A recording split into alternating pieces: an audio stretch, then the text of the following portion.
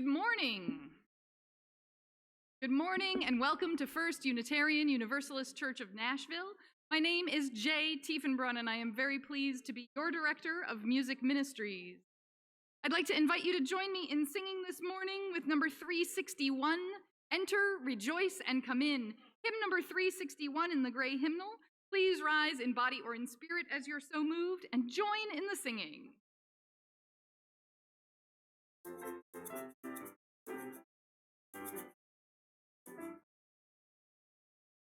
Enter, rejoice, and come in. Enter, rejoice, and come in. Today will be a joyful day. Enter, rejoice, and come in. Open your ears. Open the song. Open your ears to the song. Today will be a joyful day. Enter, rejoice, and come. Open your hearts, everyone. Open hearts, everyone. Open your hearts, everyone. Today will be a joyful day. Enter, rejoice, and come in. Don't be afraid of some change. Don't be change. Don't be afraid of some change. Today will be a joyful day. Enter, rejoice, and come in. Enter, rejoice. Enter, rejoice, and enter, rejoice, and come in. Today will be a joyful day. Enter, rejoice, and come in. Our second song this morning is number 134, Our World, One World, Our World.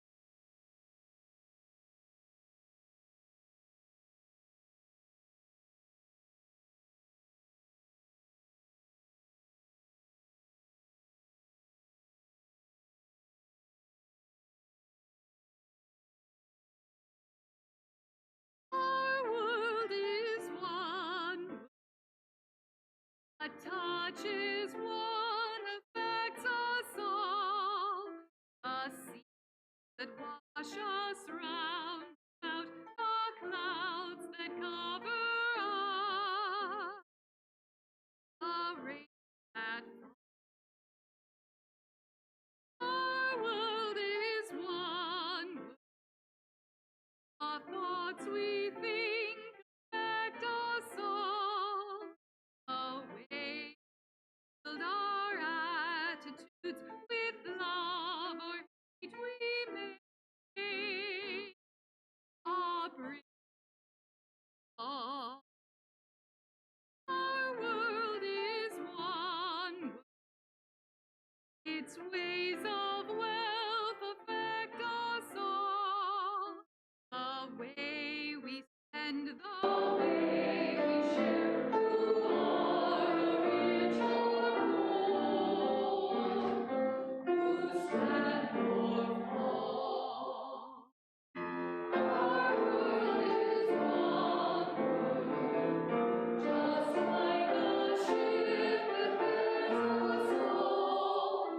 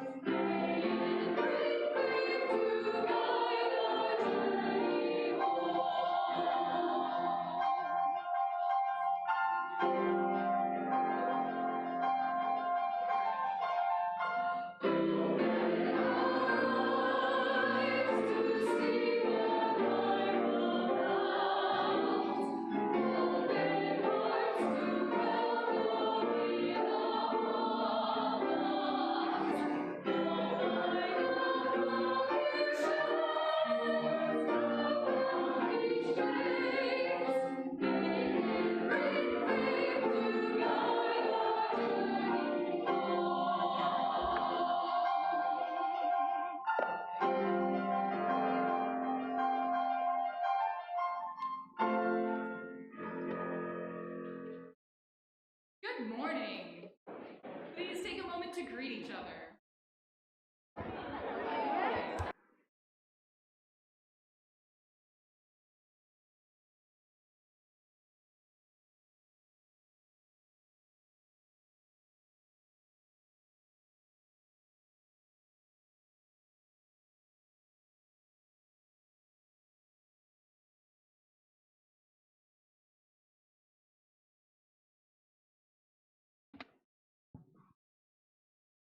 May this flame, symbol of transformation, time began, fire our curiosity, strengthen our will, sustain our courage as we seek what is good within.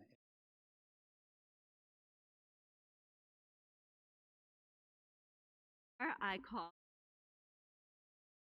I'd like to ask, I like that a member of our congregation passed away out of and she's active uh, Rahel and active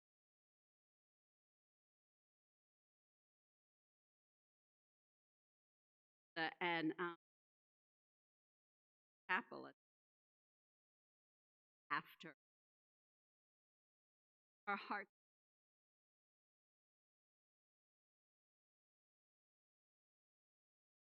death there. That is for happened. I was here, mom, dad, and big are here. Jenny and Jack, they're doing well, as you can, and you know,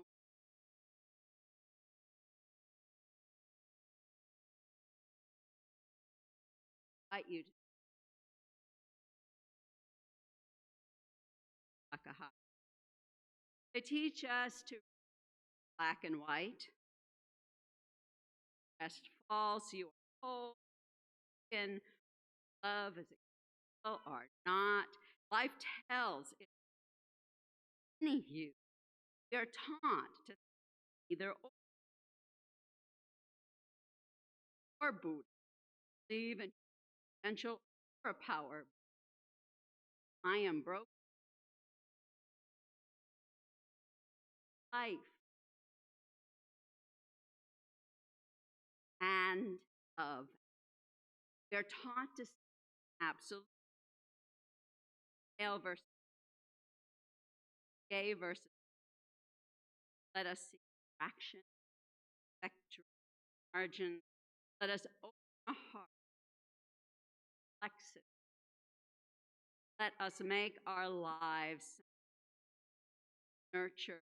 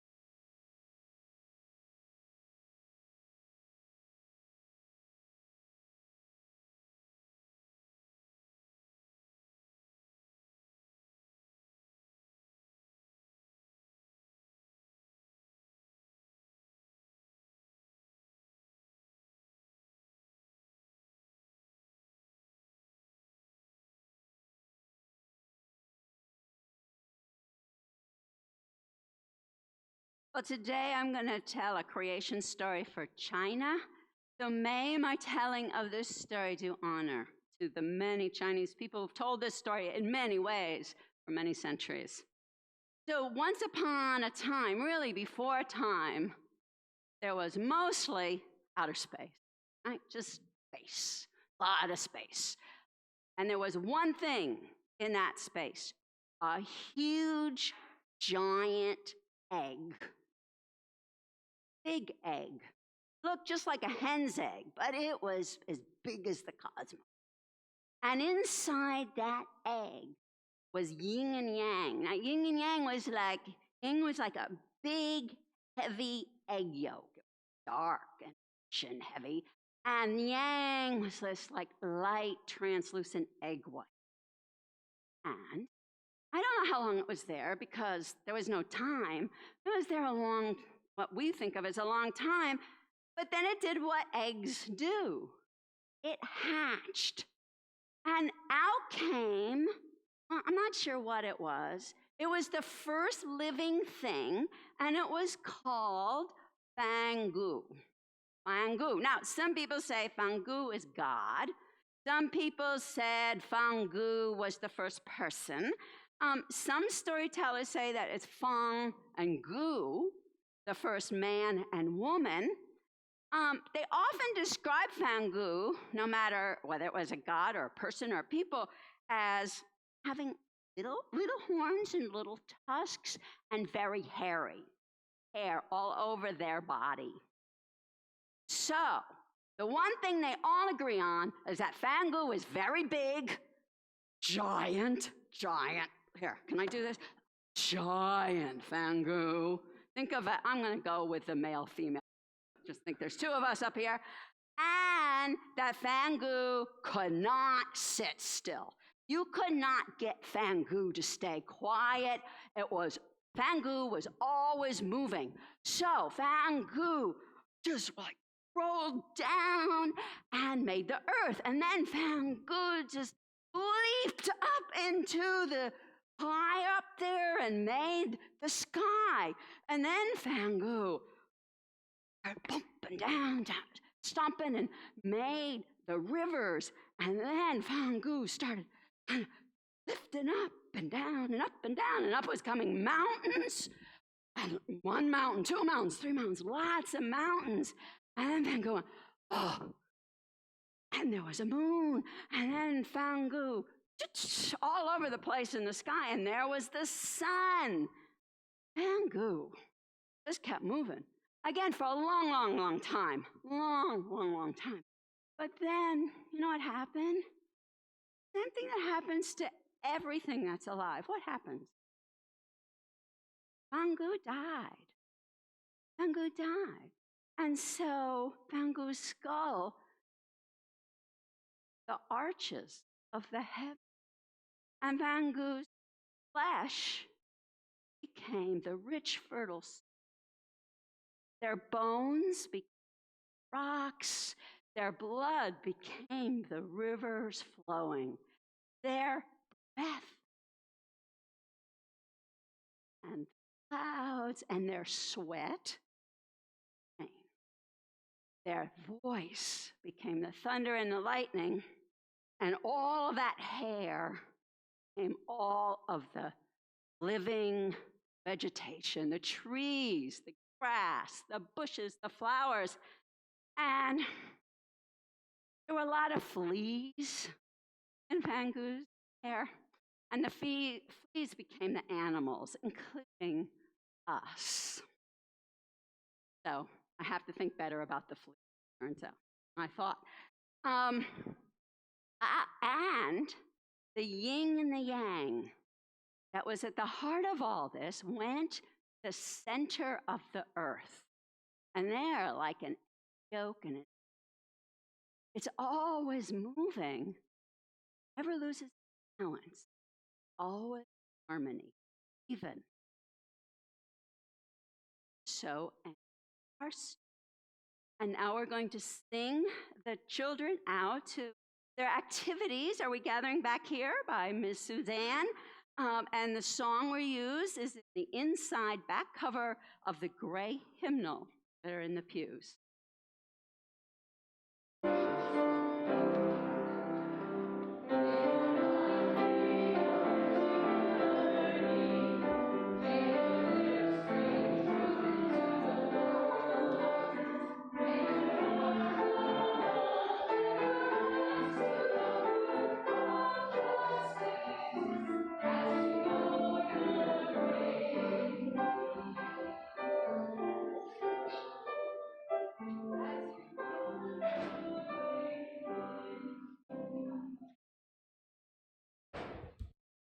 Good morning. My name is Dan Hiller, and I am the Operations Chair on the board.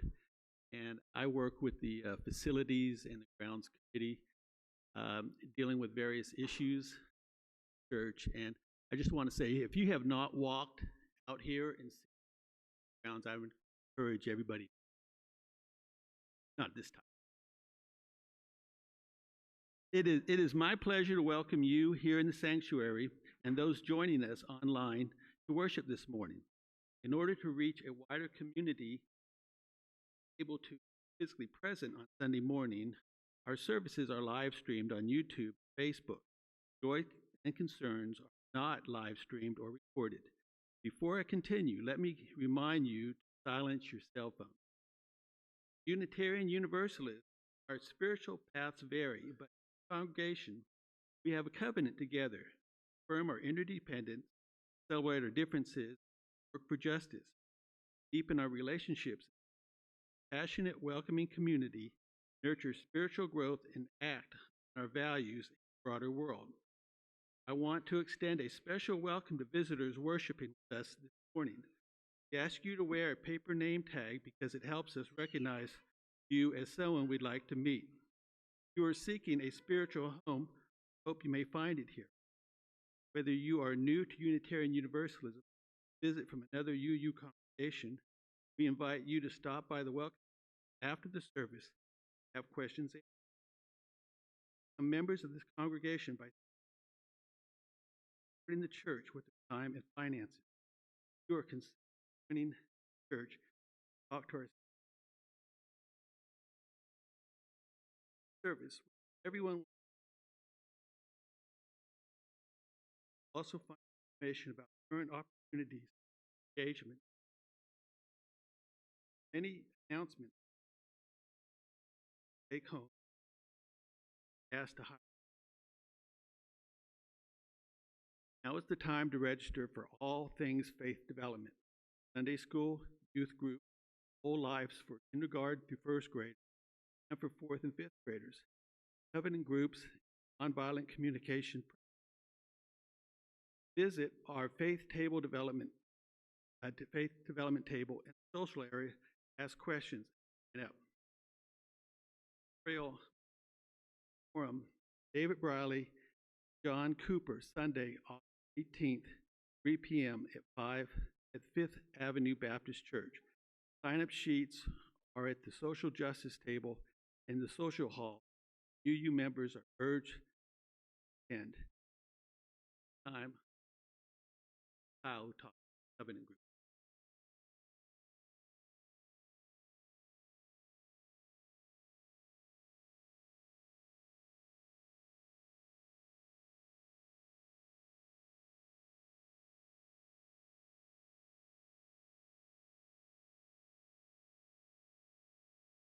Life of this 2006.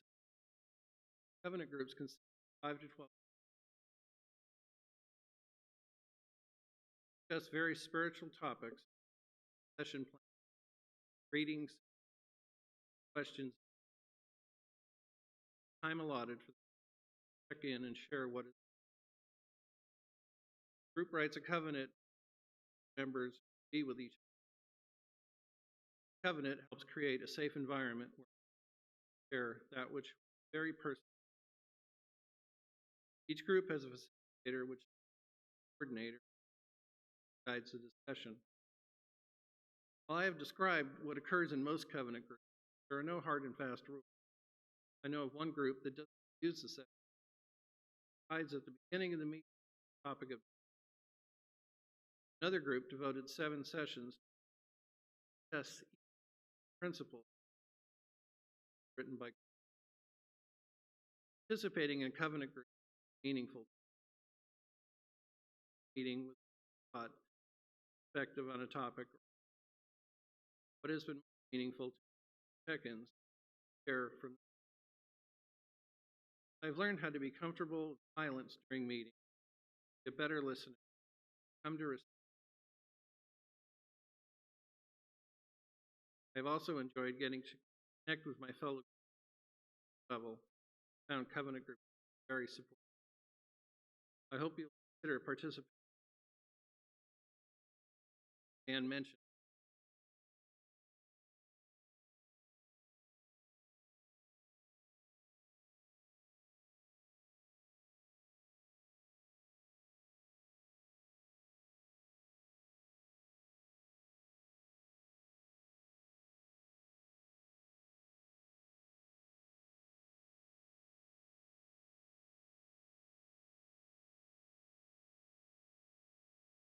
Gathered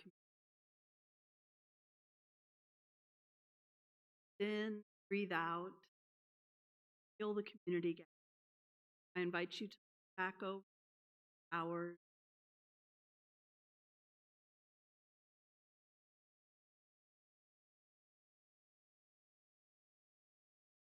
That you learn of note that you would like to make would like invited to and represent our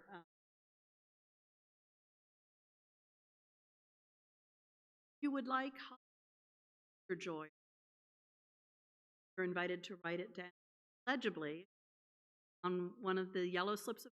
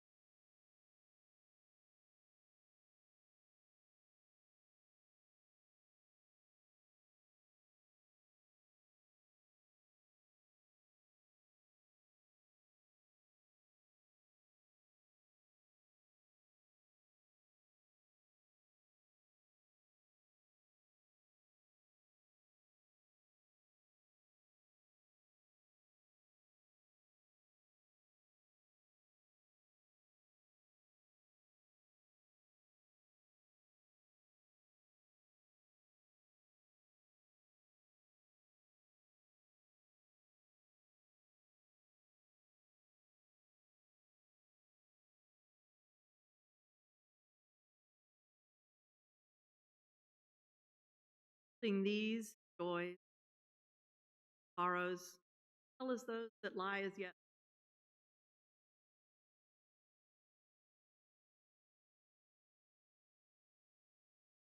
Spirit of life, and gather this morning in the middle of the world, nothing. Go like heart.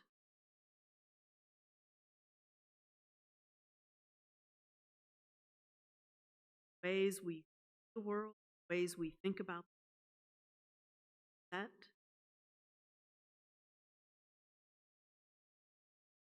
Help us to find together unity in which we can hold each other in love as we learn to navigate.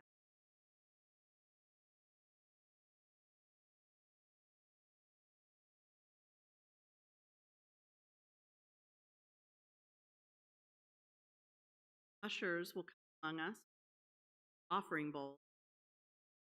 As you may know, this congregation shares a portion of every week's collection with an organization that works beyond the walls of this congregation, further our values. And this month's recipient, Share the Plate, is actually a committee of this congregation that sponsors, organizes Palmer Lecture, which invites a guest speaker every year to for some justice. We're very excited this year, and you can learn more about this year's lecture service. As always, if you are in the sanctuary with a paper order of service, you can see online giving options in the order of service. If you're joining us online, you can always find directions for donation at firstuunash.org/ways. Your generosity, like your presence with us.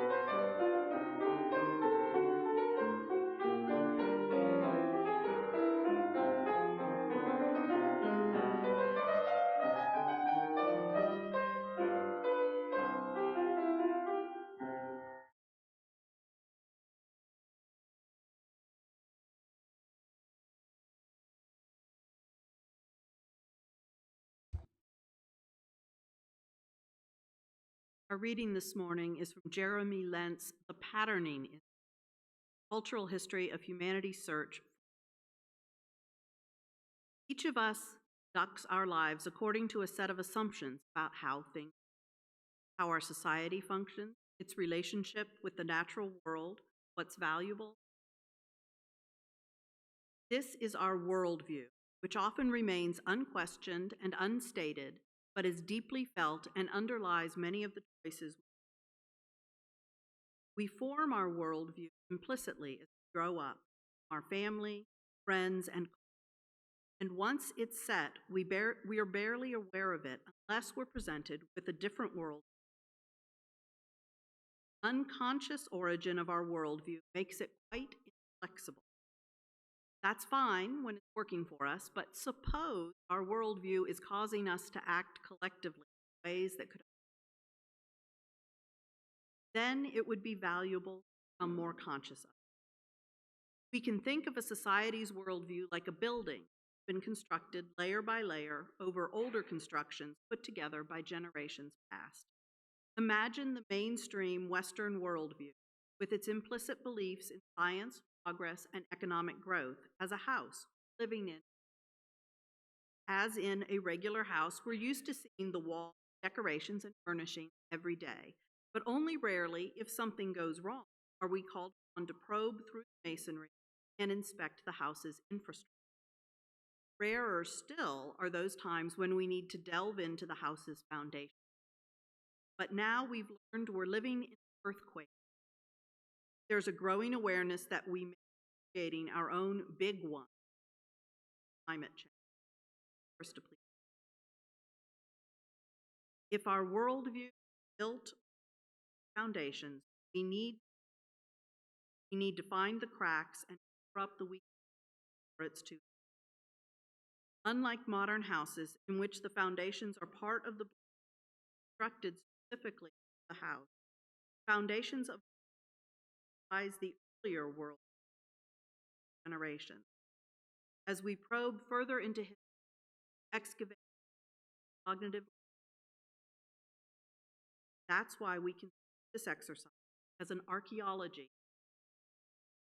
It's a matter of delving not just in, but also in structures,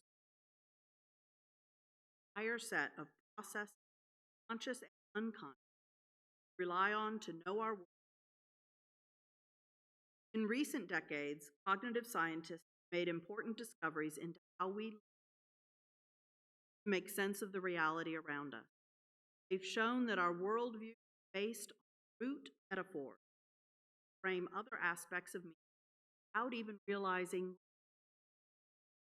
Core metaphors arise from our embodied structure, how we conceptualize. High is better than low, light better than dark.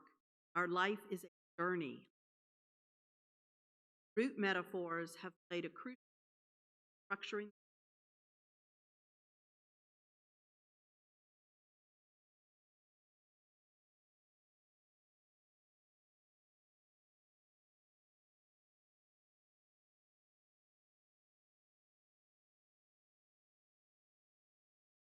My spiritual practice is to read books like that at the beach on vacation. So, wanted to share it with you. And so during our meditation, I'd like to ask you all a question to reflect upon.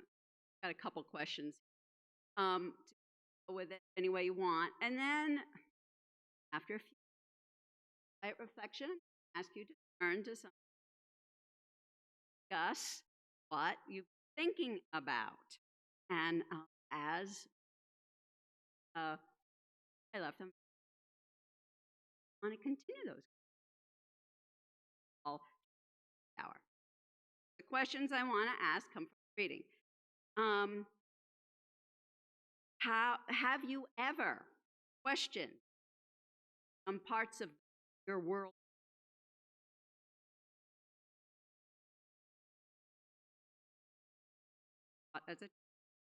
And if you have questioned it, have you changed your world?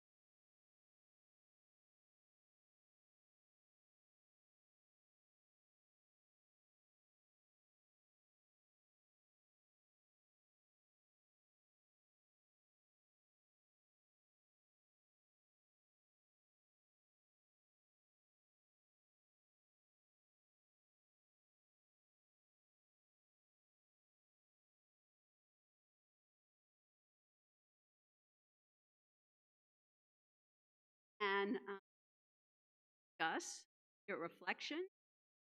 I know everyone of how, right? So I'm not too worried. You won't have something to talk about.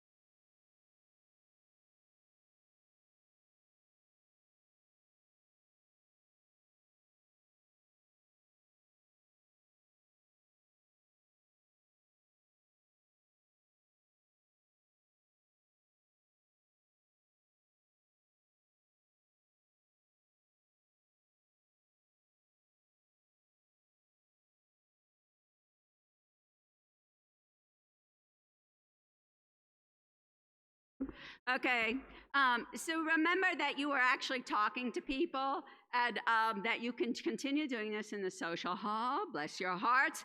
And now we're going in a good way. In a good way. And I'm going to ask Jay to lead us in a chant about change because I got the feeling that a lot of you had questions and have changed your lives in some ways. Thank you. Everything is changing, coming to an end and starting new beginnings. Breathing is helpful. Everything is changing, coming to an end and starting new beginnings. Let's sing that again. Everything is changing, coming to an end and starting new beginnings. We are all going through these changes. We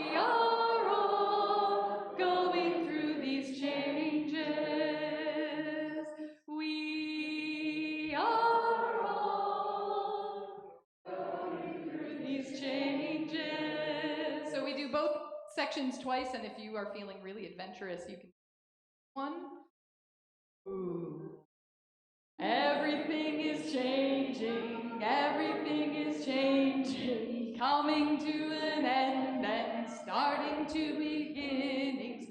We are all going through these changes. We are all going through these changes. Everything is changing, everything is changing, coming to an end and starting new beginnings. We are all going through these changes. We are all going through these changes.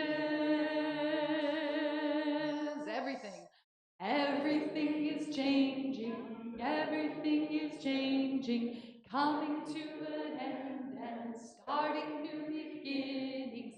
Everything is changing, everything is changing, coming to an end and starting new beginnings. We are all going through these changes, starting new beginnings. We are all going through these changes. Everything is changing, everything is changing, coming to an end and starting new beginnings. Everything is changing, everything is changing, coming to an end and starting new beginnings. We are all going through these changes.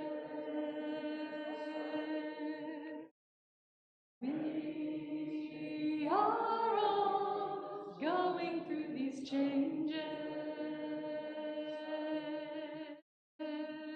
We are all going through these changes.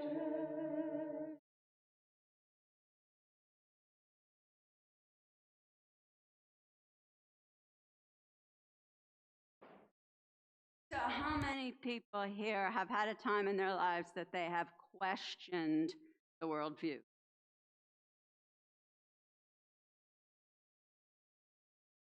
How many of you have changed some things about your life, how you live your life, because of such questions?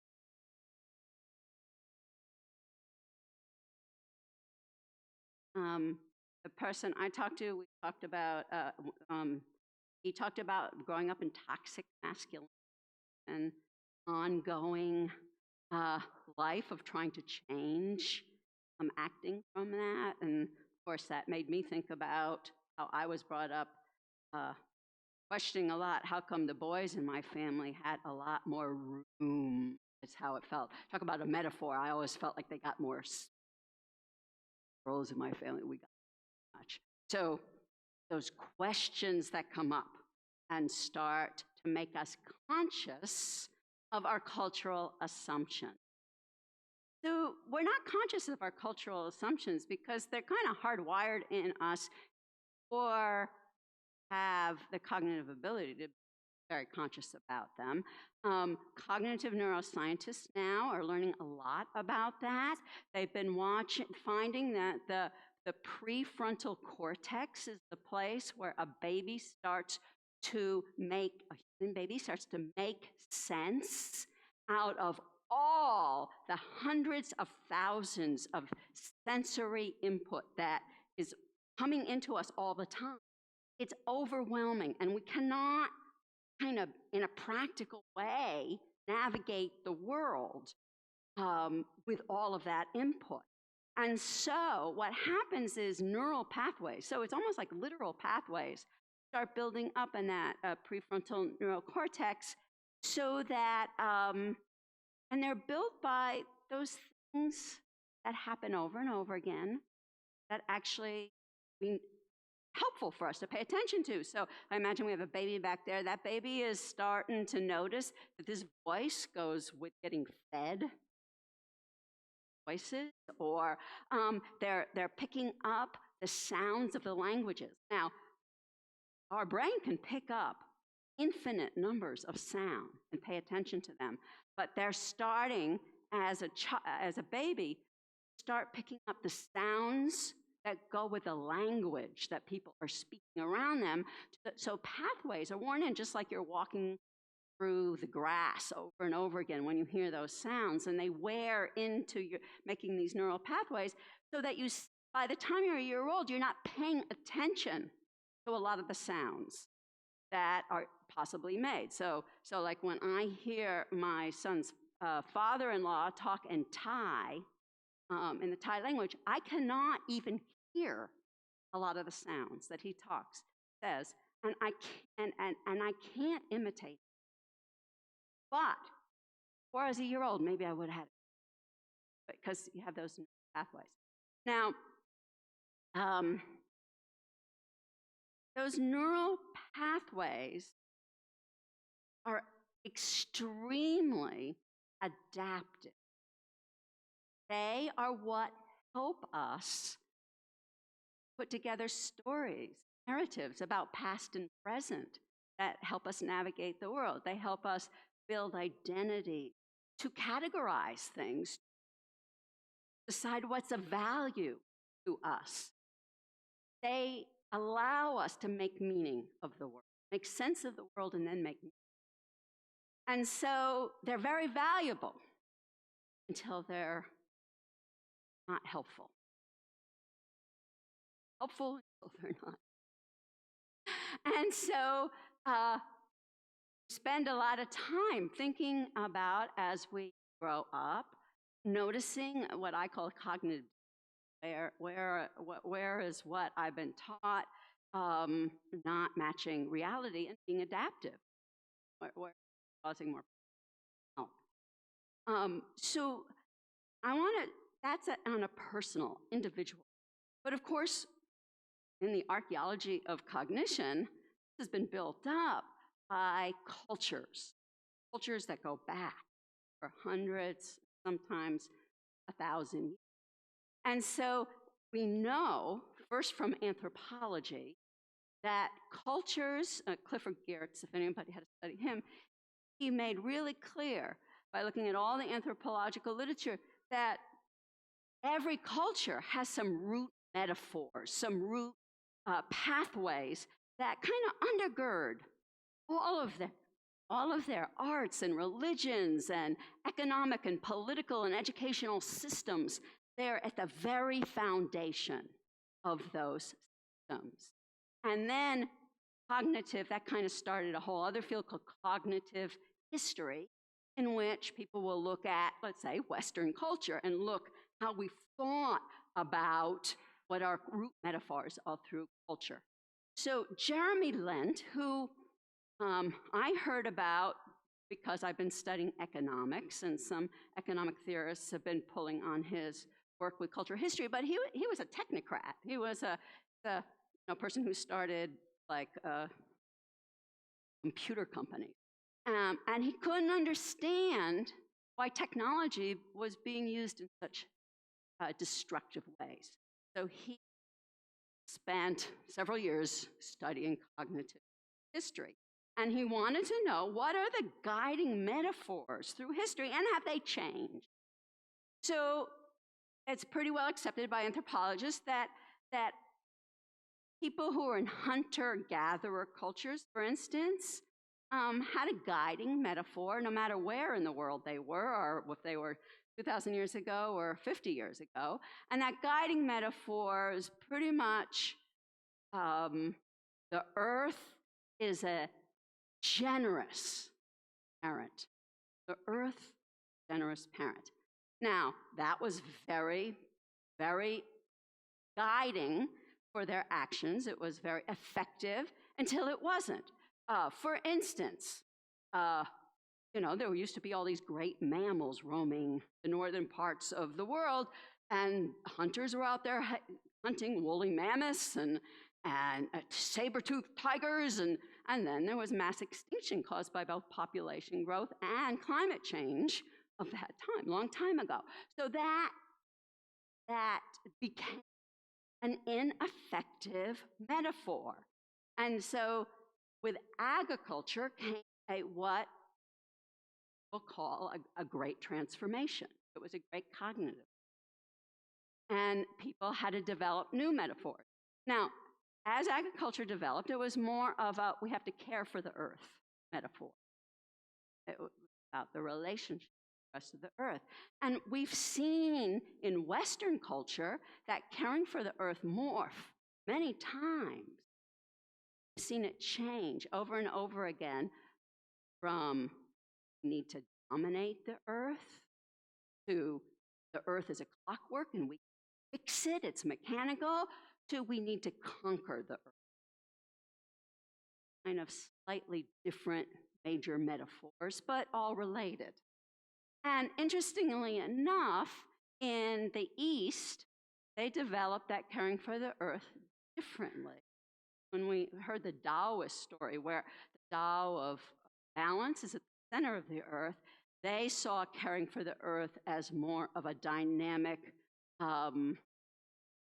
seeking harmony of the earth. In contemporary times, a lot of the East on a lot of Western ideas, but for really more than 1,000 years, they had this, we have to live in harmony with the rest of the earth. Now, those four metaphors, deeper, there are even more foundational metaphors under it. I refer to that in the Western metaphor of being in harmony with, because underneath that is this understanding that everything, say black and white, like in the yin-yang symbol, is interactive, it turns into each other, and it has to be in balance. The core metaphor in the Western foundation, and that way deep down there in the cornerstone, is dualism. It comes from Platonic philosophy, but it was picked up on by Christianity and then by the Enlightenment. It is really hardwired in our culture that, and Plato talked about it as the earth, material world, he devalued it, and he valued what he said was the opposite, which was for or pure. And so we've taken this whole thing of earth bad, spirit or thought good, and developed it in different ways through Christianity, and even Hinduism has the same thing of we have to escape the earth, nirvana, we got fast going. It's the same as going to heaven in terms of that dualistic, in that terms of that. And so there's dualism at the heart, bottom up. Now, as we look at these and we think, oh, I can question that. I can go and do this archaeology because we feel like the earthquake is in a big way. The good news is that neuroscience knows we can change those neural pathways, that we can change the patterning. They call it neuroplasticity, and even a big relief to me, I'll tell you. we can do this until the day we die. And interestingly enough, one way that scientists are understanding how we can change pathways is through two, which turn out to be very related fields of inquiry, looking how the brain works on psychedelics and looking how the brain works during meditation. Turns out they work pretty much the same. Surprised people. So talked about how our frontal cortex is in these pathways. When we're meditating. I'm not going to say when we're taking, I've never taken such. But when we are meditating or doing some meditative practice like that, for me, it's really getting into my yoga or making artwork in the past. All through our brain, neurons are starting to connect in this kind of wild, unpruned way. And they can just see connections light up all over the brain. And it's almost, as one scientist said, like it snowed on top of the pathways that you've made in the snow as you're walking. And they're not as worn in.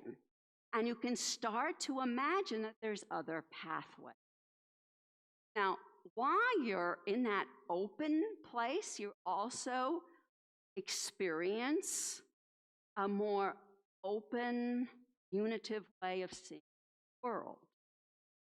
And it's probably the way a baby sees, quite honestly. Connected, more of that experience of we're connected to everything, and anything can be related to anything else. It's kind of more. So that's just an example of maybe the most extreme example of how pathways can be programmed. But in the end, you still have to make new pathways. You still have to do it over and over again. Michael Pollan recently wrote a book. Michael Pollan wrote a lot of books about food, and in our culture is very good nonfiction writer. And he just did a book called How to Change Your Mind, and it's psychedelic research. And what he found was, when he went on psychedelics, that to start to build pathways in his brain, he started to do a daily meditation practice. And that helped repattern his brain over time. So in the end, any of us that have a prayer, meditation, yoga type practice, it does help us, but it also helps us to practice in our life these changing ideas. So if you grew up with toxic masculinity or constricted femininity, practicing living a different way, it's the same as when you're a child building up those pathways. You're building up new pathways by doing it. So how does this, so Jeremy Lent, he's aware that we can change pathways. He's aware that we have this now maladaptive, basic, foundational idea to conquer nature. And he was wondering if we're changing that, if that's already changing. And it turns out all over the whole world, more and more people are living into a much more unitive, which he calls nature as the web of meaning. Nature as the web. And I'll give you an example. They did in one university, they did a worldwide survey of what do you pick as you think how you're trying to live your life? Either I want to cooperate with nature or I want to control nature. And 75% of the people over all the world picked, I want to cooperate. And it shows that there's literally 1 million organizations around the world that are trying to live into that. Now, I hope, as I'm talking about this, nature is the web of meaning, that it's ringing a bell in your head, because Unitarian Universalism in 1984 committed ourselves to living as part of the interdependent web of all existence. That was revolutionary when we made that one of our 7 core principles. And so, since 1984, we have been practicing living into that. And I think over and over again, I see people discovering what that means for them and for their families and for this congregation and for their communities, different things, but you're making pathways that are helping that become a more basic metaphor that appears to me to be deeply undermining the dualistic foundation of our culture. Now that we're all working on our identities and we're fluid, we're gender fluid, we're queer, we're opening up who we could be as male, female, many genders, in example of how that taking as foundation. So,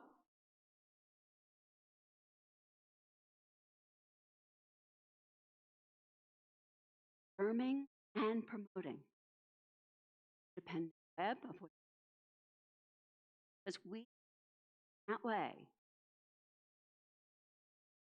of a more adaptive way in this, may even humanity doing that.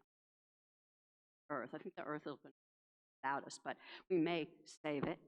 And part of another great.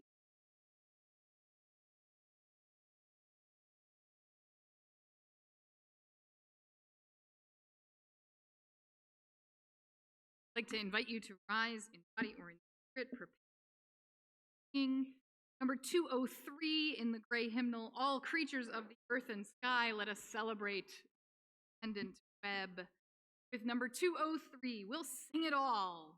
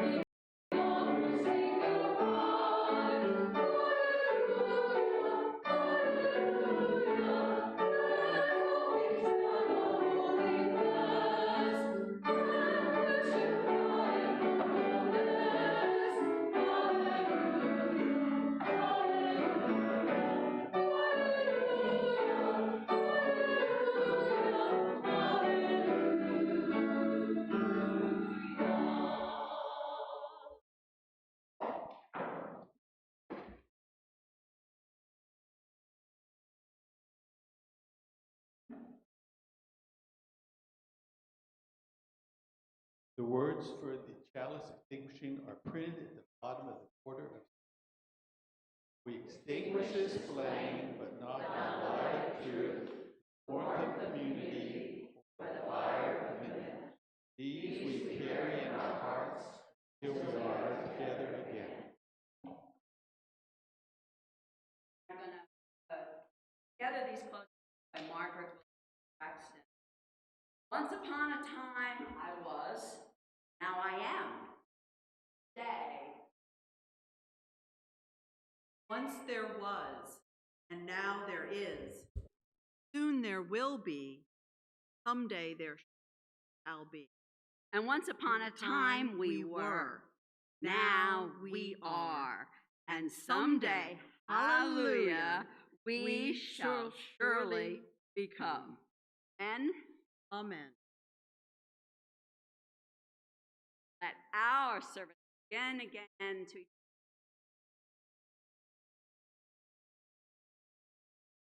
you renew.